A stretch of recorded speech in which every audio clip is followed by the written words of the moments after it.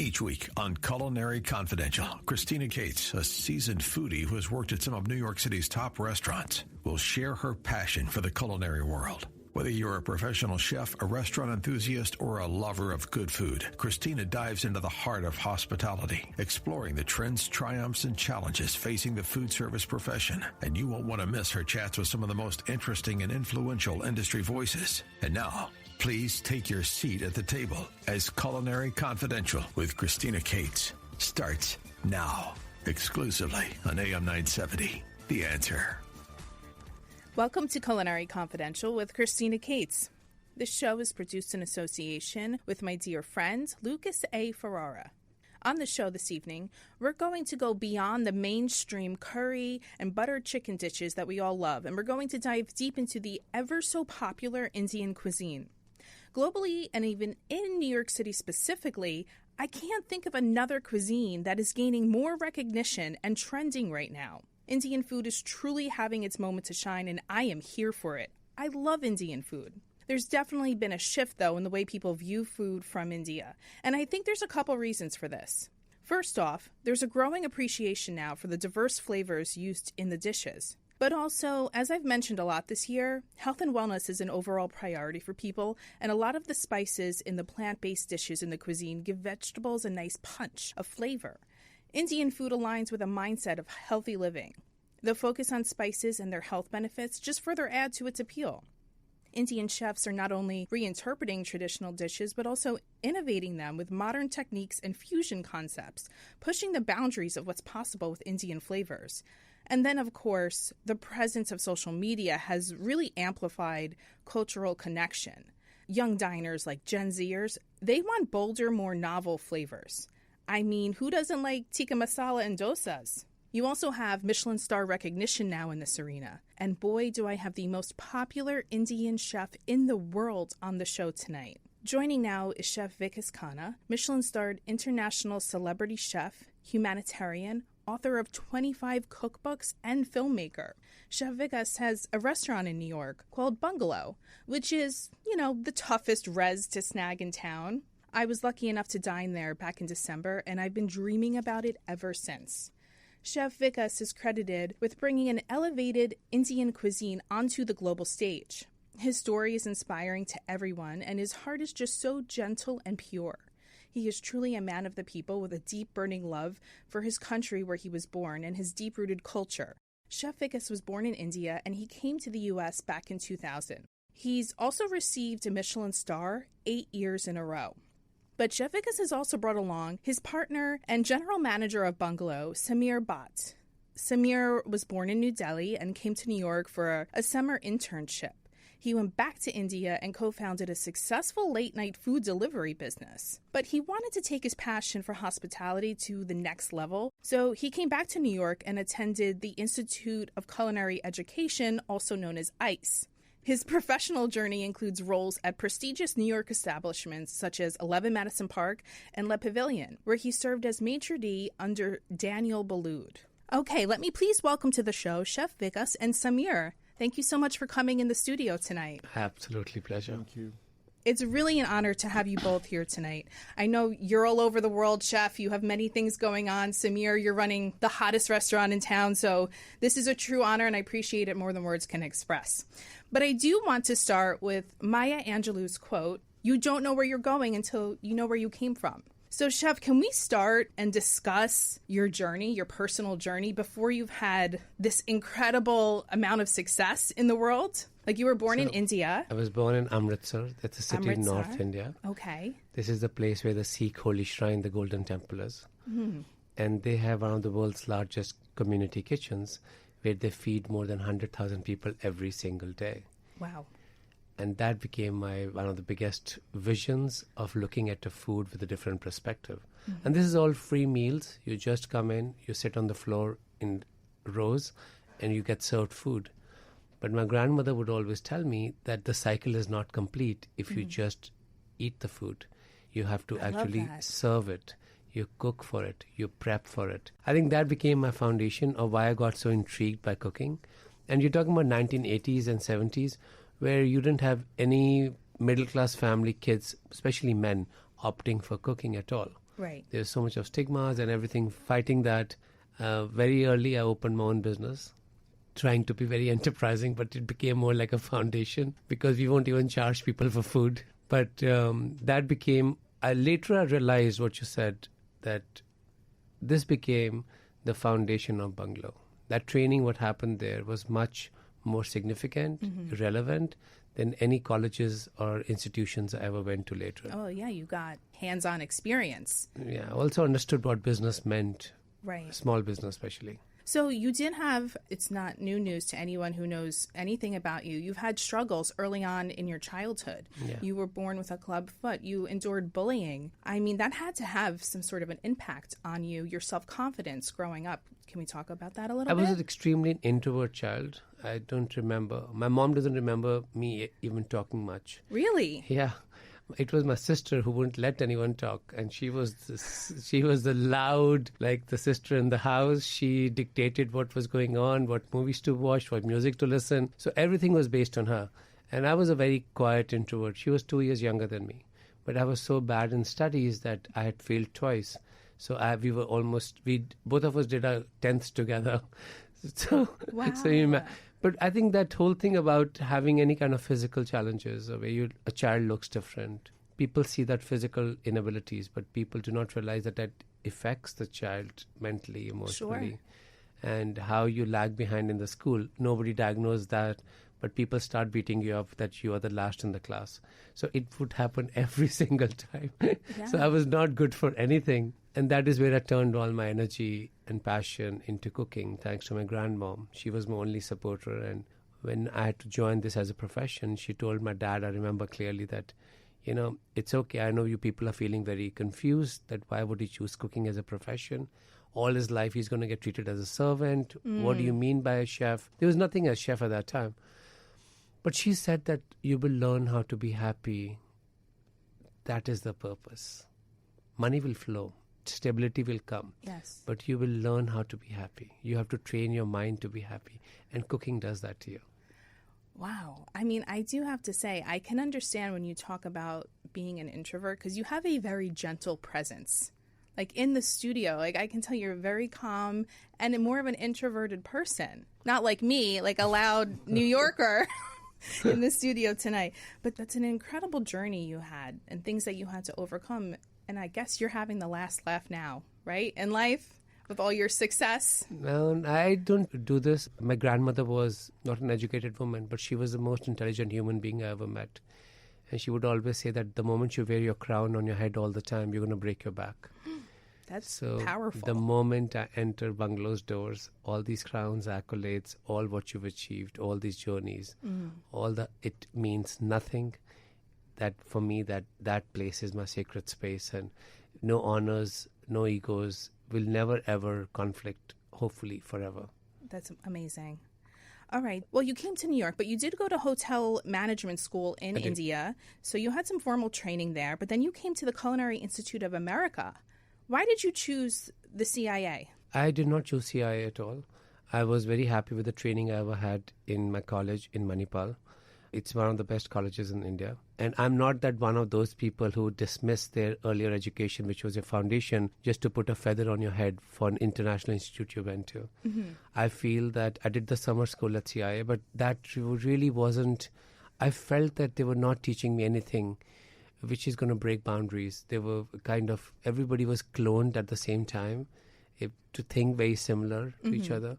But because I did business very early in life, I realized that business means you have to dig the well every single day, get the water out, and then you shut down the well.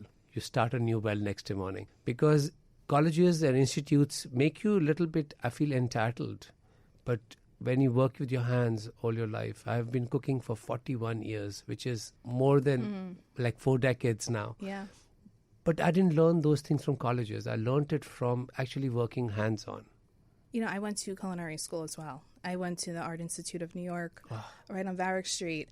Yeah, right. Yeah, right here. So, I mean, I remember those years. They were fine, but I didn't take anything really remarkable away from the school part. It's when I started working at restaurants like Tavern on the Green and the Palm Restaurant, where I got, again, that hands-on experience, those live moments of decision-making where I really feel like I learned the most. So I understand when you say things like, maybe school isn't for everybody, because I'm one of those people.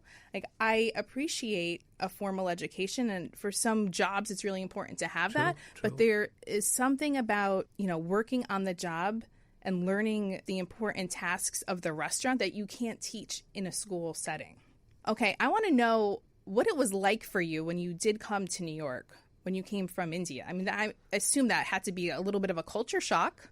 I was very successful in my hometown. I did caterings. The business I started when I was 16. Mm-hmm. I was one of the most successful caterers in my state. Wow. And people would change their wedding dates, their birthdays, their anniversaries, just so that I was available. One day I had a little conflict with the government officials, and they came and they crushed my entire place. The government officials? Yeah. Uh-oh. And that really broke my heart. Oh. More than the ceiling, my heart broke, and I felt that they pushed me back. And I think it was the fears of childhood, growing up in so much of bullying around me. Yeah. And all the kids, I would remember that just picking on me for every little thing. Mm-hmm. And because I didn't play any sports, I didn't do anything. And I think that thing came, all those fears came to life, which I was trying to bury for so many years. Sure. The way they totally cornered me and they broke my entire place. And the ceilings breaking and the chandeliers and the tables. And there was an event which was about to start. So we had some guests there. That helplessness I felt, and I felt that was the time I feel I need to change the gear. And my sister had been to New York for a wedding in Long Island, and she says there's nothing like Manhattan. I had no idea. I just knew Madonna, Michael Jackson. I didn't nothing else I knew about. I just knew Simon and Garfunkel had written in New York, and they were my favorite songs. Even then, I didn't understand the depth of it, the song Boxer, but I would listen to it on repeat mode all the time, and I decided, let me move to New York. If I have to, I came here to hide. I didn't want to be visible. I was just exhausted. Yeah. But New York gave me the energy to fight the whole thing back. Of course, there is love-hate relationship. Everyone in New York has. Absolutely. You hate the city. Yeah. You hate everyone, and then next to you can't live without it. So that old graphs went through big cultural shocks. One thing I realized that New York doesn't remember anything, and that's the beauty here. That was very well said. Yeah, it's That's like true. I've never thought of it that way. Pacific Ocean. If you see Shawshank Redemption, it's saying I never saw Pacific that. has no memory.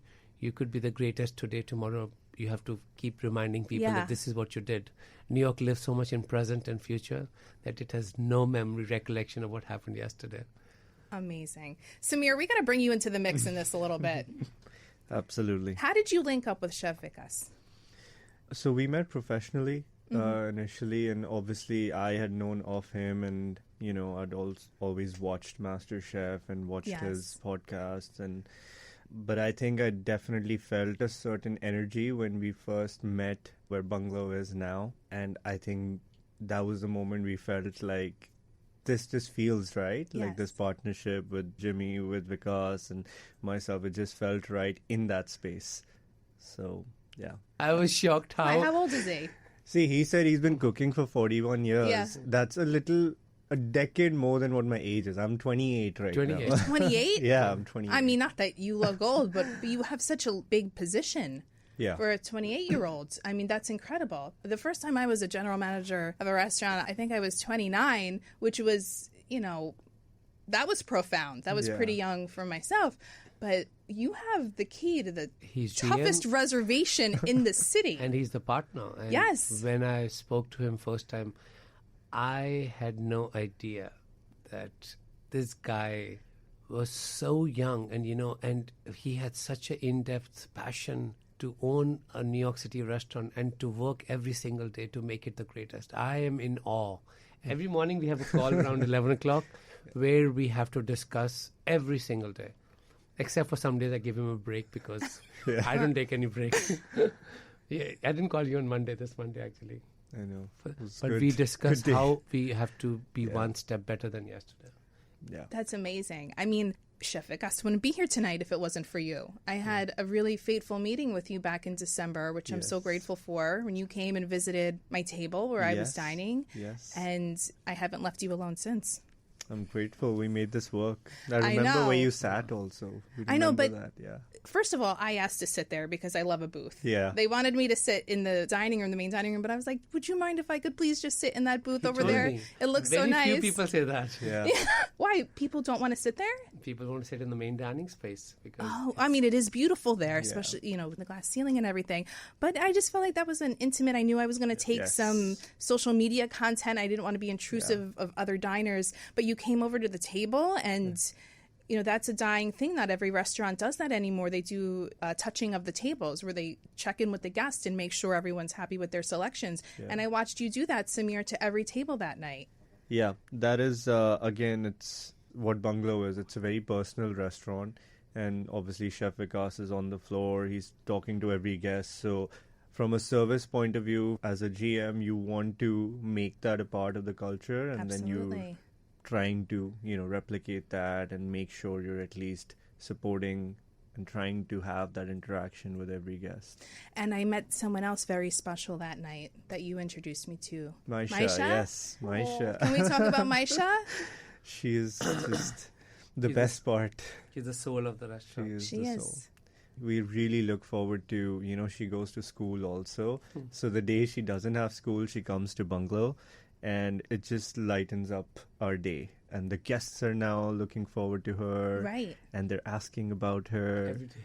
She loves doing her, role. Like, chef has trained her to do certain tasks in the restaurant. That's right. I mean, I saw recently you were, I think, teaching her how to offer, was it limes and lemons for water or something on social media? Oh, she does that so well now. Yeah. But lime, lemons, and cucumber. Right. And we see, I see it all. Yeah. Oh, really? Wow. Look at your attention. Yes. And if she does it so well, and now she added one more role to her, that now she's going to learn how to do with colors, rangoli, like artwork. So she's going to work on that now. Wow. So it also she's so focused. If you tell her a job, she does that so perfect. She's probably very proud to work there. And I see that in her eyes. This has become her just being there makes us all so calm, so gentle. Yeah, it's the overall experience that I love about Bungalow.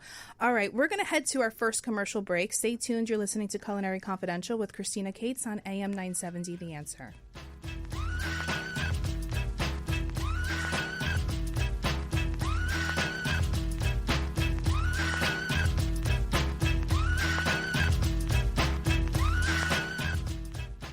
Over the last 30 years, Newman Ferrara, a New York City law firm, has evolved into a national practice focused on real estate, commercial, litigation, civil rights, class actions, and other complex litigation, representing many of the city's largest property owners, managing agents, and thousands of tenants. Newman Ferrara handles some of the nation's most significant class actions and civil rights matters. Newman Ferrara at 1250 Broadway in New York City. Go online to newmanferrara.com.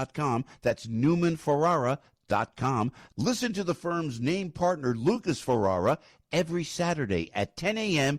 on Dottie Herman's longest-running real estate radio program, Eye on Real Estate on AM 970. A real estate lawyer for 35 years, Lucas is a professor at New York Law School and is also a published author with books on real estate and New York's landlord-tenant law. Tune in Saturdays at 10 a.m. to hear Lucas's unique perspective and advice on Eye on Real Estate.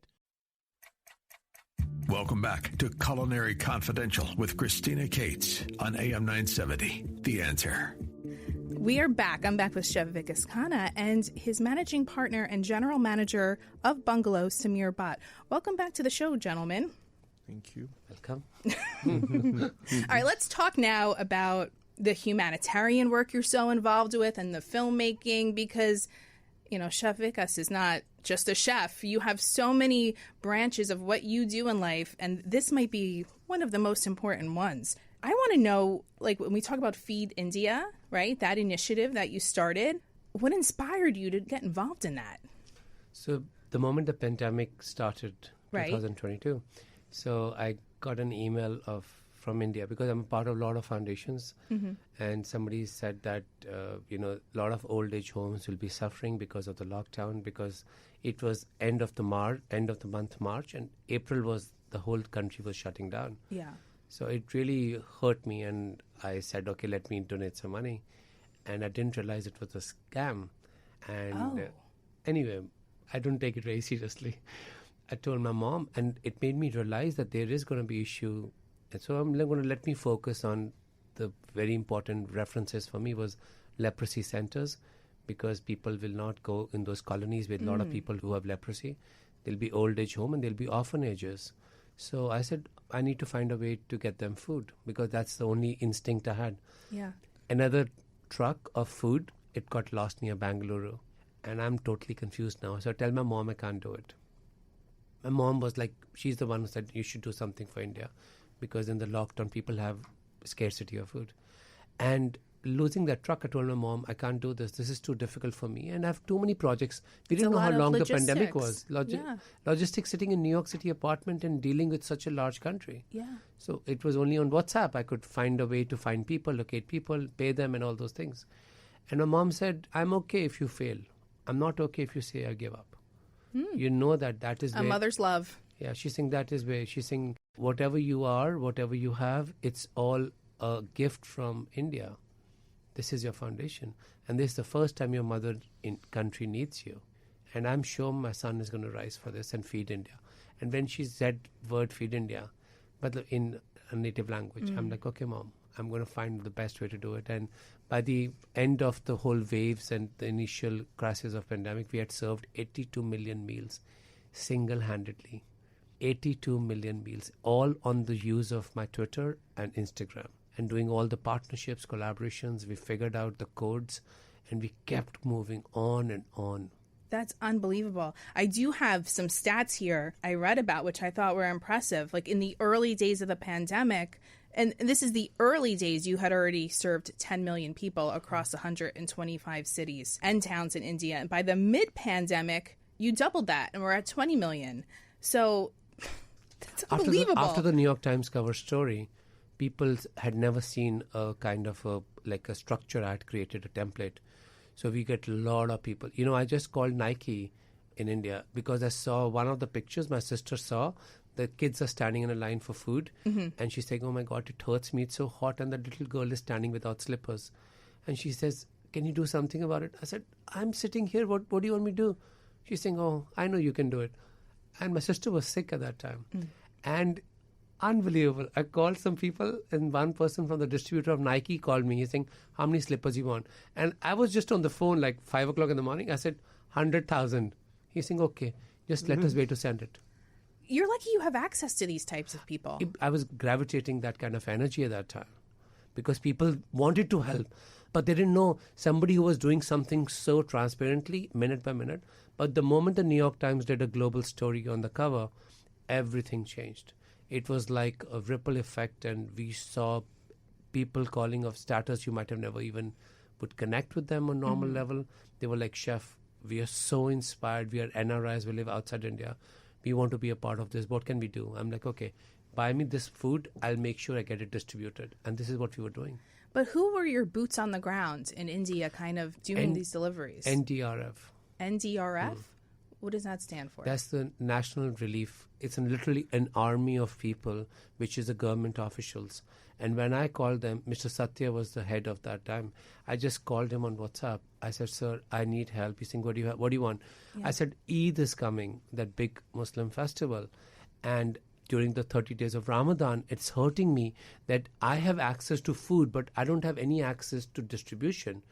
And he says, what do you want us to do? I said, can you just help me in distributing food? He's saying, oh, we have centers all over India. What do you want? And I send him the list of the cities. He's saying, we have access everywhere. Tell us what you want. And this is the government officials. They came on board. It was unbelievable. I mean, especially because you're orchestrating it from the other side of the world. That's the most unbelievable part. We had one leg of an Indian army who came to support because they were inaccessible places. And these people said, just tell us where to pick up the food from. And we were buying godowns of food, like big, storages. And they were distributing flour, sugar, tea, lentils, And I'm like, wow. And they helped me organize the entire thing. Wow. Is that an initiative that's still going on to this day, even post-pandemic? No, there's not so much of need in India right now. There are local charities which we support through Bungalow and my regular work. But it was that necessary for that emergency for those 6 months. That is where we totally focused on. Well, hopefully we won't need that ever again. I hope, you know what I feel, Christina? I feel that those 6 months of pain and helplessness gave me a vision that post-Bungalow, what I have a vision of doing with my life. All the leftover breaths I'll have. I feel that it showed me that I have that reach, I have that path, and I have a gift to fight malnutrition in India. And that is my biggest mission post-Bungalow. Bungalow as a promise to my country, culture, my sister, to Sameer, to Jimmy, to Maisha. I will do as long as I can stand up. But post that, Feed India will become the base of me fighting one of the biggest wars against malnutrition in India. I'm committed to that. I know you are. I know you are. Let's talk about some of the films that you've had in your career. I mean, it's an important part of what you do. What inspires you to create some of these films? So in 2008, there was a shooting in Wisconsin, Gurdwara, which is a Sikh temple. And it really crushed my heart. Some crazy person went inside this holy temple of the Sikhs, opened fire. It really broke my heart. And I did not know what to do. I'm not in a position to do something, I felt. But one thing I realized what I could do, that I can create more awareness of who Sikhs are. And I can tell that story through the food and the kitchens. And that was a birth of storytelling through films and documentaries called Holy Kitchens. And we did 5-part series. We also had a screening at the White House. I was invited to the Oxford, Harvard, Princeton, Columbia. I'm like, what's going on? I was surprised. A 22-minute film was screened at so many festivals where people felt that this was kind of an awareness. Yeah. Through food, you have empathy, awareness of who people are. And eventually all religions preach exactly the same table of grace, that how you need to share this. And that became, like, for me, a very good idea, that for me as a person who loves everything around food and telling stories, this became a great medium. And then later I was in a small town in India. It's a holy city called Vrindavan. And I witnessed the widows. They were abandoned women whose husbands had passed away. And they were living in such life of dismissal and disinheritance. That inspired me to write a novel called The Last Color. Yes. And that turned into a film which went to almost 100 festivals, literally. And we won so many awards for filmmaking. You were in Cannes, right? The Cannes Film Festival? The smaller one. I don't know. There was one smaller, like. I'm not in the film world, so I'm in the radio world, chef. Oh, I trained myself to do this, and then I was called to the Congress in Washington D.C., and the movie was shown at the United Nations, where I raised my voice against the disinheritance and how we can support this. And then I was appointed as the ambassador for Global Fund for Widows. So a little story could spark this. And now my latest movie is about, again, a failed chef in New York and how she feels that she needs to go back to India to be inspired one more time. I want to watch that. Listen, you're a deeply cherished person in and beyond your community. What do you think is the most meaningful feedback that you've received from someone like impacted by your work, whether it's the humanitarian work or the filmmaking side of things? I think every single night being at Bungalow, every single day, it moves me. And when you'll come to the restaurant, you'll see that how people are talking about the journeys. Yesterday night, we had a lady, and she said that she's been trying to book the restaurant for almost a year. And the moment she got notification, she said that it was my mother's death anniversary, and you were her favorite chef. So it was a sign. And the woman, she's saying, I feel that mom is there. She's still watching over me. And I'm like, what do you do? She's saying, I dedicate my life to cancer research after my mom. She's saying, as I sat here in the terrace under the skylight, and it was raining yesterday, and she said, I literally saw her. I was giving up, and this is the hope I needed, that she loved rain and she loved the favorite chef serving me. And I'm like, Mom, thank you for making this happen for me. Every single day, like 100 times I hear this. Yeah. All these kids who want to be Indian chefs now and doing the ceremonies. And of course, I'll disappear by the time they will be winning the Michelin Stars. But I feel that this became a path for Indians to feel proud of their inheritance. Absolutely. I mean, I did go, as I mentioned, in December to Bungalow, and I was surprised that 98% of the guests in the dining room are Indian. And I said to my cousin, I was like, this is how you know this food is good, okay? Because, like, this is the community of people. They look to you as, like, the mecca of Indian chefs. Have you ever tried to book a reservation at your own restaurant? It's virtually impossible. You have to sit on Resi. Yeah. Samir, give me the tips and tricks, how to get back in. I know I tried. Yeah, chef so has somebody tried. challenged me yesterday saying, do you know how? So, outside the restaurant, I clean everything by my hands. Really? So, some people know that 4 o'clock I'm going to be out just making sure the entrance has all the flowers, all the water. We do a small ceremony with water from River Ganges.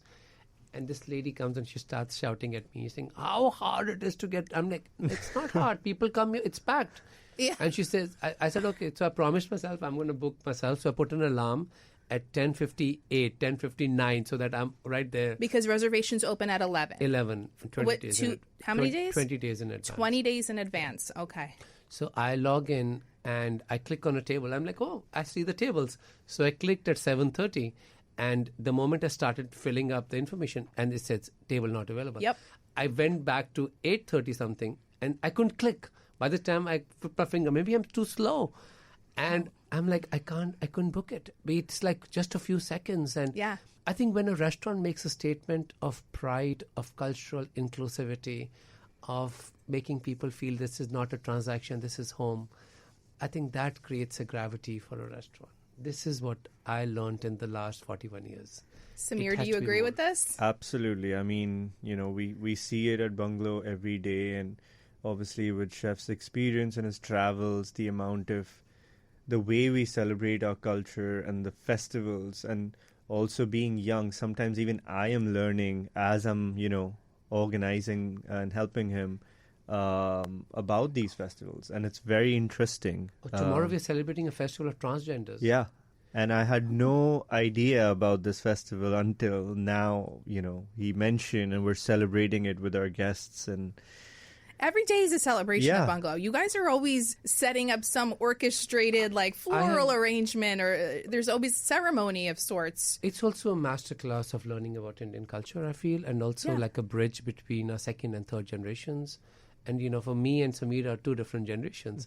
For me to see his reactions every time I put forward that this is the series of festivals we're going to celebrate. Like, it's easy for everyone to give roses on Mother's Day in a restaurant. But for an Indian restaurant, we have to go up and beyond. So we have this night jasmine strings, which will be given to all the women to tie in the wrist as bangle, or they can put it in the hair. Because most of the temples in India offer this to women as something which is very auspicious. So for us to bring those small elements, there's so much of thought which goes. Today we are celebrating Tagore Festival. Many of the Western people would not know that Rabindranath Tagore was the first non-European to ever win a Nobel Prize in literature. Imagine India under rule of the British, and an Indian wins a Nobel Prize, and he was honored by the king at that time. But he denounced his ownership from there because of the brutality of the British Empire in India. For me, it is not winning the award. It is the purpose. And for the last 3 days, we are only talking about Tagore. And today is the festival, his favorite flowers, his favorite incenses, his favorite sweets, his motif made out of flowers. So you will see his favorite book where he got the Nobel Prize being placed in a library. So for you to talk to your next generation, and also making a path for them to understand. Yeah, absolutely. And even like all of our team, they love now kind of understanding what this festival is about and sharing it with guests. And, why are we doing, these petty fours for this particular festival? And it's just become a huge a lot of coordination. part. Absolutely, but it's fun because and we do everything ourselves. Yeah. Most of the videos you see on Instagram are shot by Samir and me, and we call it 2 a.m. production. I love them. I mean, I don't know if you see me liking them. I love all of them. He gave it a name. He's thinking, Chef, it's almost 2 a.m. I said, production begins now. So he called it, let's call it 2 a.m. Productions. That's so great. Every night when we are exhausted after the service and cleaning, we start being creative and shoot all those videos ourselves. For people who get Like, how can a restaurant be so proactive? Yeah. Just, I think last month, I had 177 million impressions on my Instagram. I only post about Bungalow. Imagine the impact the restaurant is having to the people who are reading across the world. It's true. And we're going to talk more about that after the commercial break. Stay tuned. You're listening to Culinary Confidential with Christina Cates on AM 970 The Answer.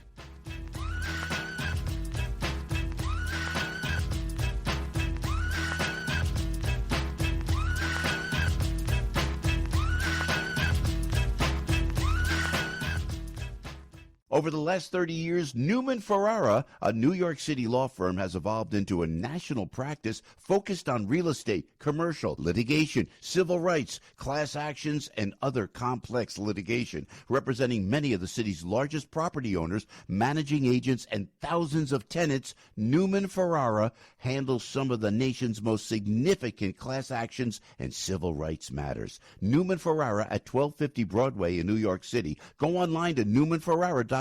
That's newmanferrara.com. Listen to the firm's name partner, Lucas Ferrara, every Saturday at 10 a.m. on Dottie Herman's longest-running real estate radio program, Eye on Real Estate, on AM 970. A real estate lawyer for 35 years, Lucas is a professor at New York Law School and is also a published author with books on real estate and New York's landlord-tenant law. Tune in Saturdays at 10 a.m. to hear Lucas's unique perspective and advice on Eye on Real Estate.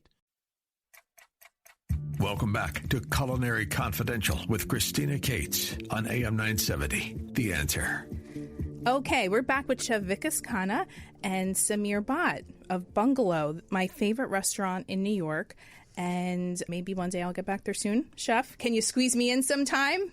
Absolutely. Okay, great. So I do want to talk more about Bungalow. It's a very different restaurant than any other one I've been to anywhere in the world. Bungalow goes beyond the food. The food is fantastic, don't get me wrong, but there is a spiritual and emotional connection with what you're doing there. Let's talk about the rituals that take place, the flowers, the incense, the prayer, and you're hands-on in every single department of the restaurant beyond the kitchen. Can we talk about a story I did hear like a long time ago? I mean, you have the famous skylight in the main dining room that you sometimes will put some floral displays out, you know, for the holidays or whatever. But you went out there one time and there was like 1 million petals of flowers there that you did not put there. What was that about? So mostly on Mondays is my maintenance day. So I maintenance day. Yeah. So you're doing all the maintenance. Okay. Kitchen, front, and also second half of the Monday I do my research, and that's how so many dishes get invented every single week. So I go up to clean the ceiling with my guy, and to my shock, when I opened that little door to jump into the skylight, there were millions of white flowers all over the ceiling. That you didn't put there? No, there is a tree in the park near us, but the winds have to flow in certain direction because the tree is right not above us, evenly covering our ceiling. And I started crying like a child. Oh. And I go up and I said, I can't clean this. This is a blessing. So I drew a big heart on the middle of the ceiling. And I don't know what happened to me. And I come down and Samir is there freaking out. He's saying, Chef, we have a problem. I said, what? He's saying air conditioning is not working. Which is a nightmare in a restaurant when the AC breaks. It was a hot day. The AC wasn't working. And then suddenly we see these millions of flowers on top of the skylight. I'm like, you know what? It suddenly feels better because, you know, it acted like a shade in the skylight. I was like, that's unbelievable. Yeah. Oh. These are freaky things that happen in your restaurant. And we embrace it. We surrender it. I think the entire restaurant became, even if you look at the menu, it is so inclusive of all the regions of India.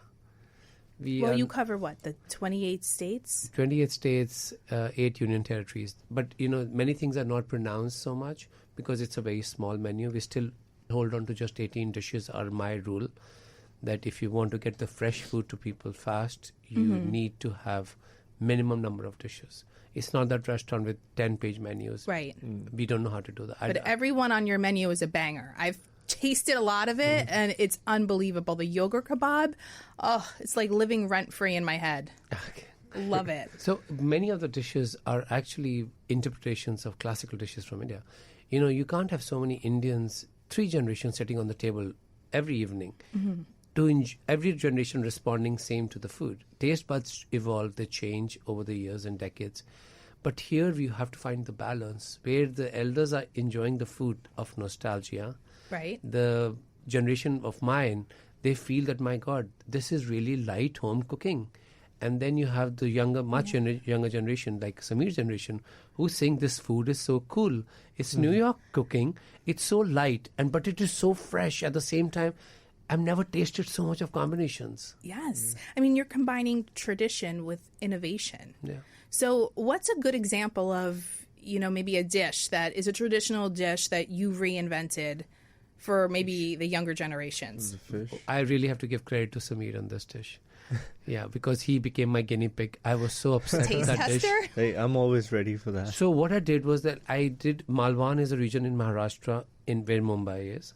So this region eats very spicy, smoky food. But I love their spice mix. So I picked up their spice mix from there and I use a clay oven, which is from Punjab. And I did the marination with that kind of spice mix. And then we cook it in tandoor, and I need to give some sauces with it beyond traditional mint and tamarind. I said, okay, let's do one thing. In Kerala, in South India, I saw a dish which was made out of banana, like a chutney, overripe banana chutney. And it was sweet and spicy and hot and sour. I put that as one base. And then in Lucknow, where Maisha's grandmom, she taught me a pickle out of lemons, fresh pickle out of lemons.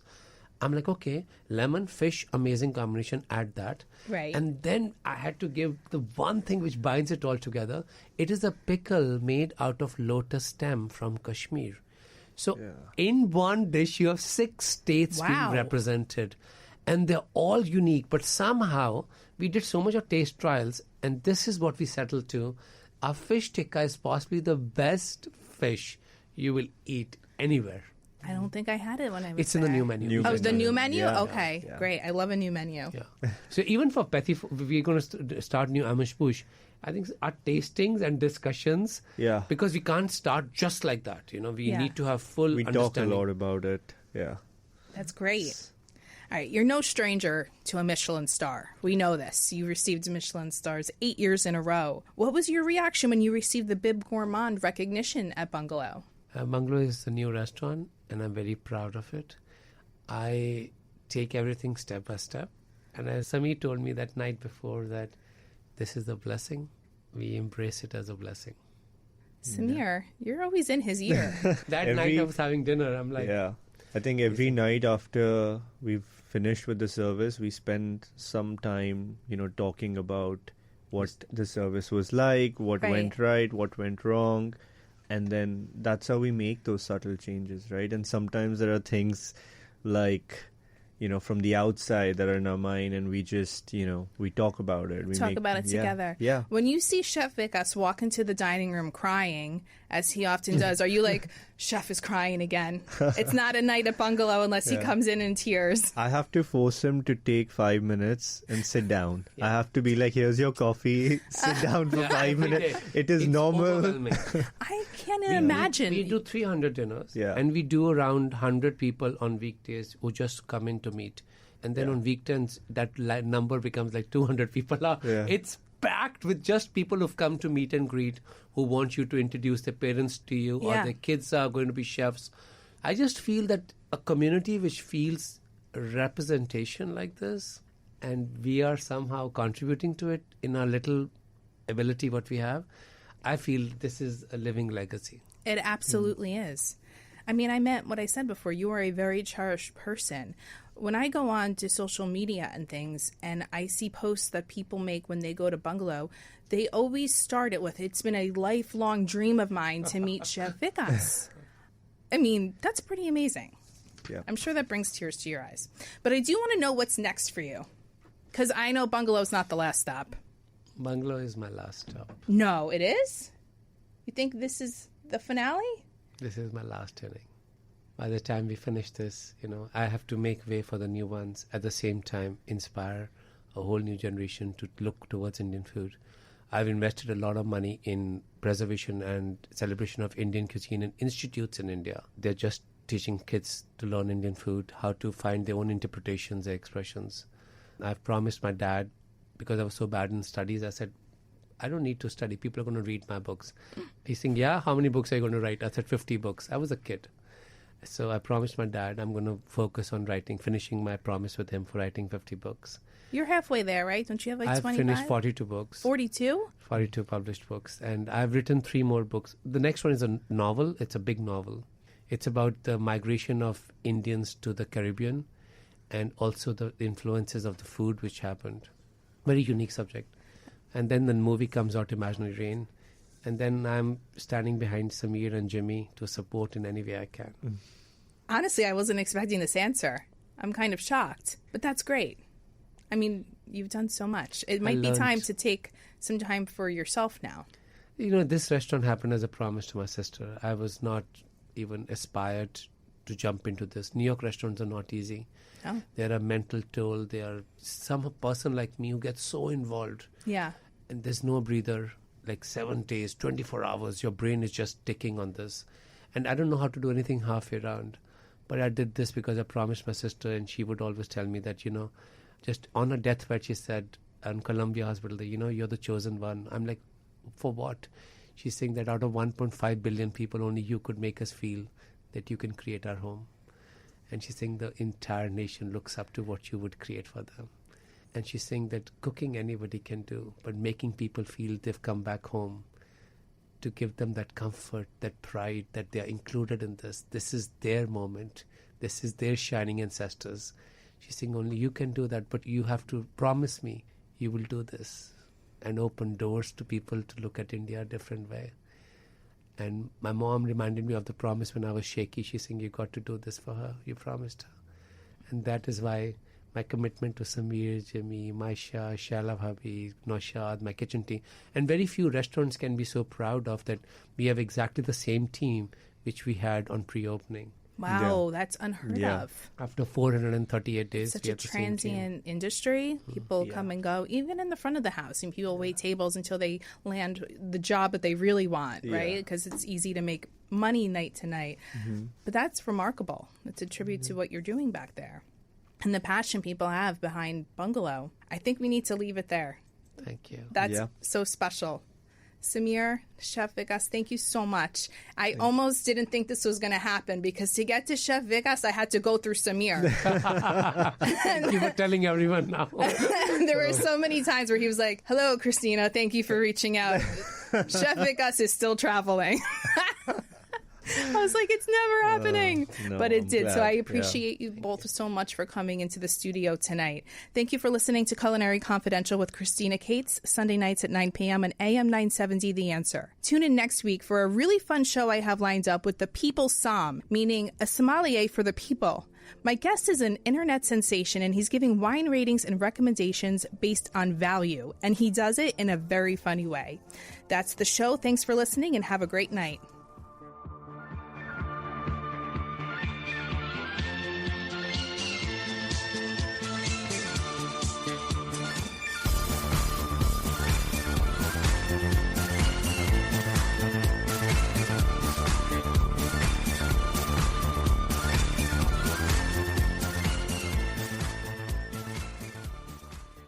The preceding program is sponsored by Shake It Off Live, LLC.